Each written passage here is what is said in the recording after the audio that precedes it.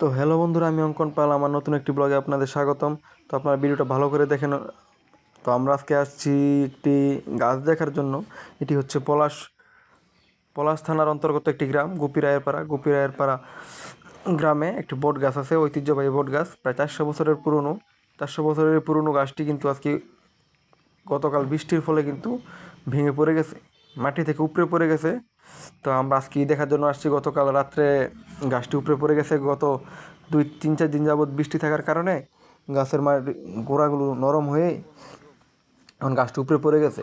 তো আমরা এখন দেখতে আসছি গাছটা কিন্তু আসলে অনেক মোটা এবং বিশাল জায়গা নিয়ে পড়েছে। আপনারা ভিডিওটি ভালো করে দেখলে অবশ্যই বুঝতে পারবেন কতটা মাটি এবং কতটা জায়গা নিয়ে পড়েছে গাছটি। বিশাল বিপজ্জনক একটি গাছ। এছাড়াও রয়েছে এছাড়াও ওই গাছটি কিন্তু আমাদের ওই গ্রামের একটি অন্যতম ঐতিহ্য ছিল। সবাই চিনত গোপীরায়েরপাড়া বটতলা নামে। এত বছর পুরনো একটি বট গাছ। এছাড়াও প্রতি বছর পূজা অর্চনা করা হয় বসন্তকালে, বাসন্তী পূজা যেটাকে বলে। তো এই কারণে সবাই বটতলার একটা ঐতিহ্য ছিল। অনেক মানুষ দেখতে আসতো, যারা আগে পরে আসছে তারা অবশ্যই চিনে যে গাছটি সম্পর্কে। আসলে শুধু যে গাছটি আমাদের ঐতিহ্যটা নষ্ট হয়েছে শুধু তাই নয়, এছাড়াও আমাদের নষ্ট হয়েছে, মনে করেন, রাস্তাঘাট ব্লক হয়ে গিয়েছে। এখানে যে আবার কয়েকজন মিলে গাছটা সরিয়ে দিবে এরকম ব্যবস্থাও নেই, কারণ গাছটি অনেক মোটা। 10 থেকে 20 জন মিলেও গাছটি কিন্তু সরাতে পারবে না, বা এত সহজে কাটতে পারবে না, অনেক দেরি হবে। তো এখানে রাস্তা ব্লক, তাছাড়াও একটি মুরগার ফার্ম ছিল। মুরগার ফার্মের উপর পড়ার ফলে, ফার্মে মুরগও ছিল। তো ফার্মের উপর পড়ার ফলে টিন ভেঙে ঘরের ভিতর একটা ডালা পচে গেছে। তাছাড়াও আবার রাস্তাটা ফুল ব্লক, আবার বৈদ্যুতিক তার বিচ্ছিন্ন। অনেকের বাড়িতে কারেন্ট নাই কালকে থেকে। তো এখন 2-1 দিনের মধ্যে আনতেও পারবে না, যেহেতু লাইনটা ছিঁড়ে নিচে পড়ে গেছে।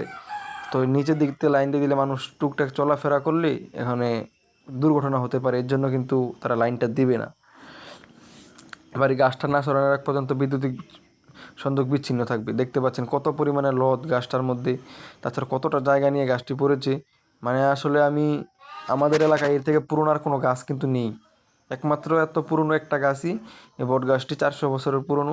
আমাদের আশেপাশের এলাকা সবাই চিনে। দেখতে পাচ্ছেন গাছের শিকড় কিন্তু অর্ধেক বরাবর কিন্তু পড়ে গেছে। তারপরেও কিন্তু কতটা শিকড় বাকি আছে, এ দেখেন, ভালো করে দেখাই। এই দেখেন, অর্ধেক পড়ে গেছে, এক সাইড কিন্তু পড়ে গেছে।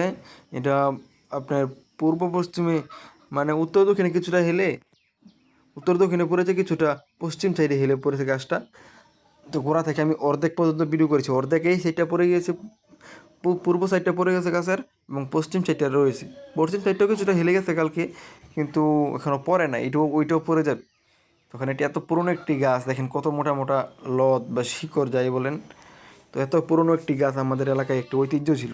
এখানে অনেক মানুষ আসতো দূরে দূরে থেকে পূজার সময়, বা পূজা ছাড়াও এখান থেকে এসে রাস্তাটি চলে গেছে আবার গোপীরায়ের পাড়া থেকে একটি পণ্ডিত পাড়া এলাকায়, আর একটি চলে গেছে কাটাবে সানের বাড়ি। তো এই রাস্তাটা ফুল ব্লক। আবার একটি মন্দিরও আছে এখানে, দুর্গা মন্দির। তো এই জায়গায় আমরা আসার ফলে এত পুরনো একটি গাছ, দেখেন কতটা জায়গা নিয়ে গাছটি পড়েছে। তো গাছটি যারা দেখেছেন, আগে পরে আসছেন, গাছটি কিন্তু এখানে অনেক কাহিনী আছে, মানুষের মুখে শোনা যায়, কিন্তু কাহিনীগুলো আমি এখানে বলতে পারিনি, সঠিক আমি জানি না, মানে মানুষের মুখে শোনা যায়, তাই আমি এগুলো আর বললাম না। দেখেন গাছটির দৈর্ঘ্যটা দেখেন, কতটা জায়গা নিয়ে গাছটি মাটিতে পড়ছে। এখানে একদম গাছের গোড়া থেকে একদম অনেক কয়েকশো ফুট, 3 থেকে 400 ফুট জায়গা নিয়ে কিন্তু গাছটি পড়ছে। এখানেও আবার এই সাইডের রাস্তা ফুল ব্লক। এত মোটা একটা, দেখেন কি মোটা গাছ, এখানে কিন্তু পুরো দেখা যাচ্ছে যে এত মোটা একটা গাছ পড়ে। দেখেন অনেক লোক আসছে দেখতে, ক্যামেরাতে দেখা যাচ্ছে। তো আমরা এখানে এর নিচ দিয়ে চলাফেরা করতে হয়, একটা মানুষ বা 2টা মানুষ যেতে পারবি। এখান দিয়ে পাস হওয়ার পরে সামনে যেয়ে আবার আটকে যেতে হবে। তো ভালো থাকবেন সবাই।